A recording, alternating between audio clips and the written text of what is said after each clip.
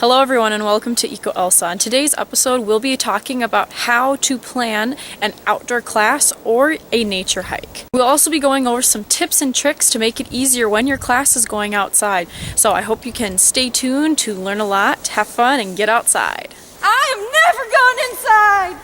Woo!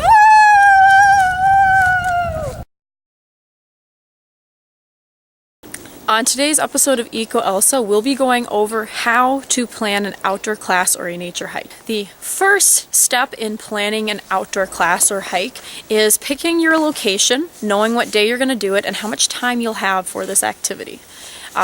These all three things go together because when it comes to planning your outdoor class, if you don't have enough time to, say, do a 1 mile hike, say you only have 30 minutes, probably not enough time to do a 1 mile hike with your students, then you're going to have to pick a location that's a little bit shorter or a shorter loop for your hike. Also, picking your day can be very important. Maybe you think your class would do better with having their activity on a Wednesday because it'll tie really into the material that you're going to be doing. Or maybe you think it'd be better to have it be a treat and you take them out on Friday. So it's fun Fridays, you guys get outside. So whatever it may be, it's kind of comes with what day you pick it, the amount of time you have, and the location you're going to be at. My recommendation, my tip for you is if you want to get your students back into the groove of being in school, Mondays are not usually a really great day for going outside.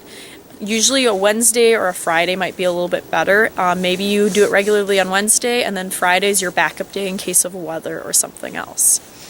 So this brings us to step 2, which is going to be the safety. So your safety plans that you'll have in place for when you're going outside, and these might depend on what the location is, which is why we pick the location first. Because you're going to be going outside, there's a lot of different variables that you're going to have plans in place for in case things go wrong.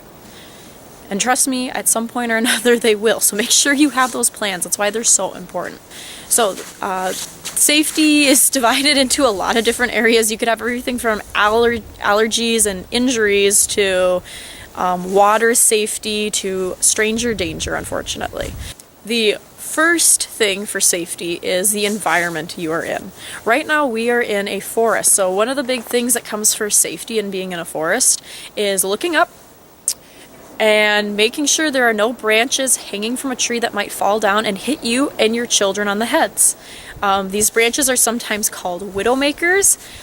I like to think of them as children crushers. So make sure to avoid trees with branches hanging off of them. Maybe not plop your class right down underneath that tree and do your activities, okay? But it also could be other things. It could be if you're near water, if you're near a river, if you're near a road. Whatever kind of safety you can think of for the environment you're in.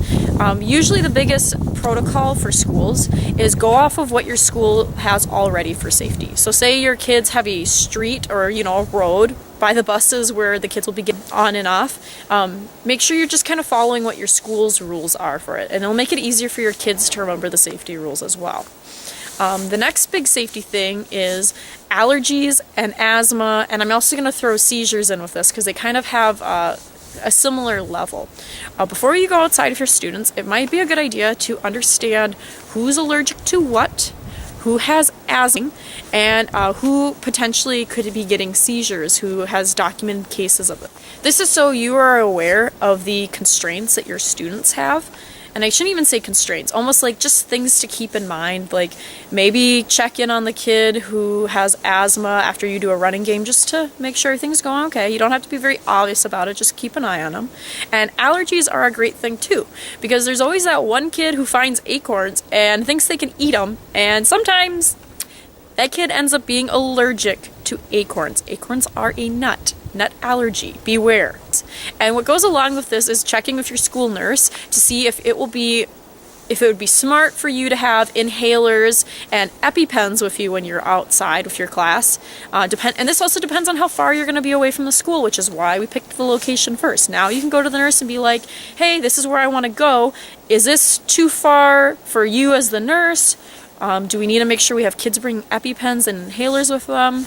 Just that whole checking in and working as a team to help your kids get outside and make sure it's as safe as possible. The next one is emergencies and injuries. Things may go wrong, like I said, they may go wrong when you're outside, and it's better to prepare for these things than to find yourself in a situation and have no plan whatsoever for what's going to happen. So common injuries and emergencies could be things like scraped knee, just need a band-aid, or it could be a broken arm or a concussion.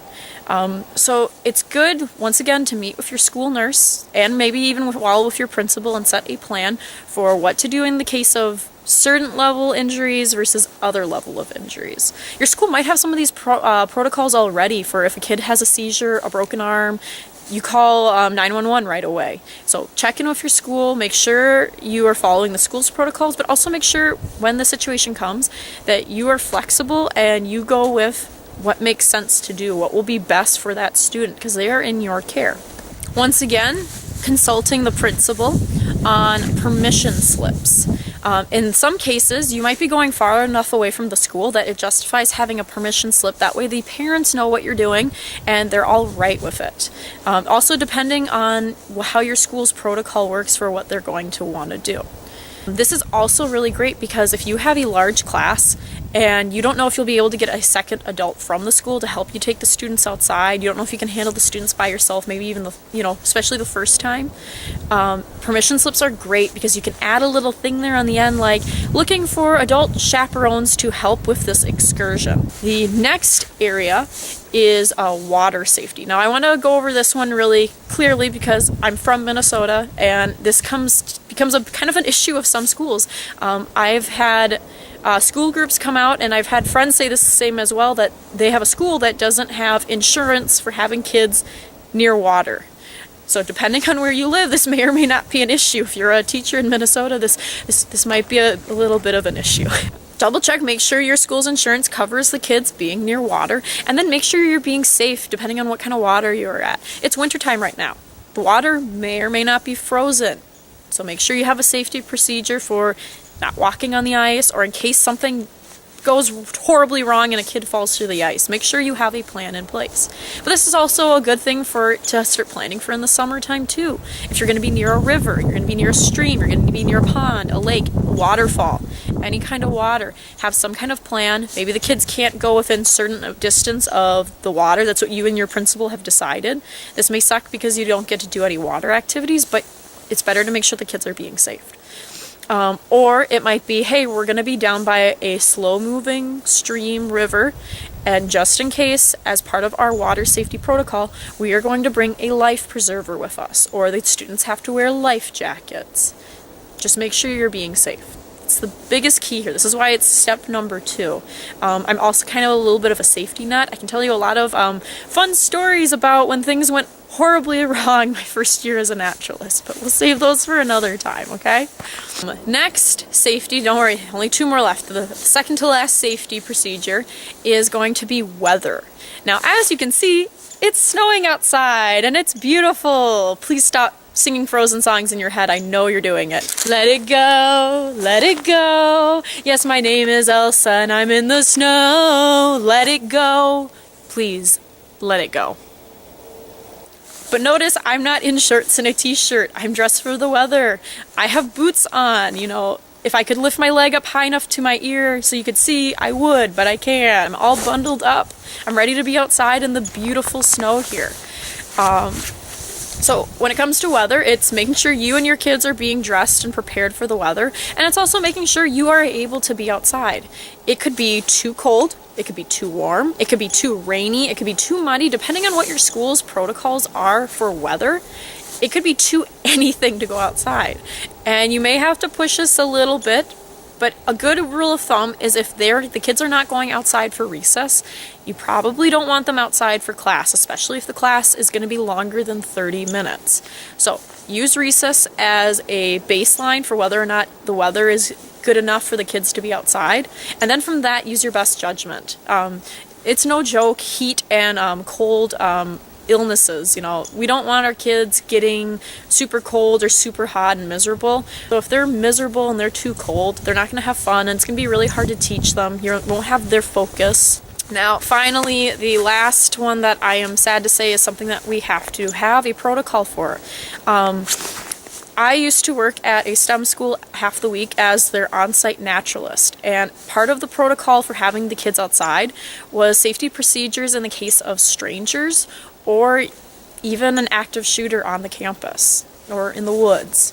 So this is a really good one to touch back with your principal. Once again, whatever protocols you have for when the kids are at recess are probably good protocols to use when you're out on a hike.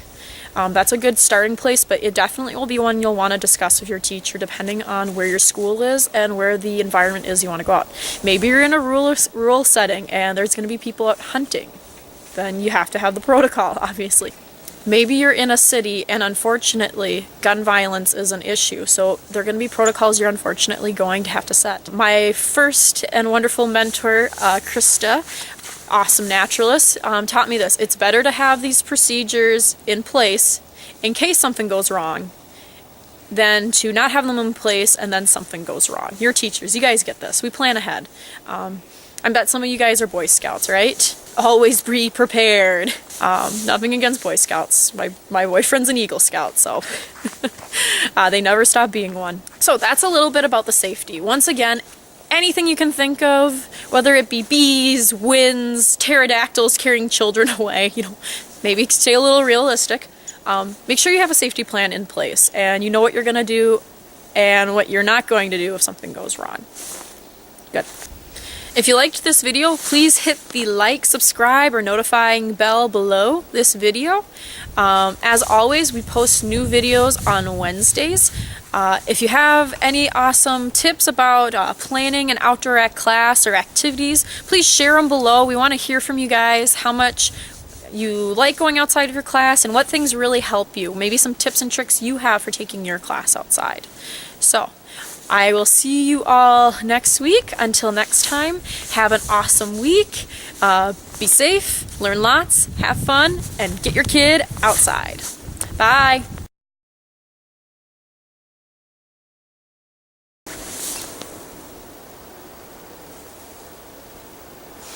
Don't laugh at me. It's the only exposed body part that can get my screen to move.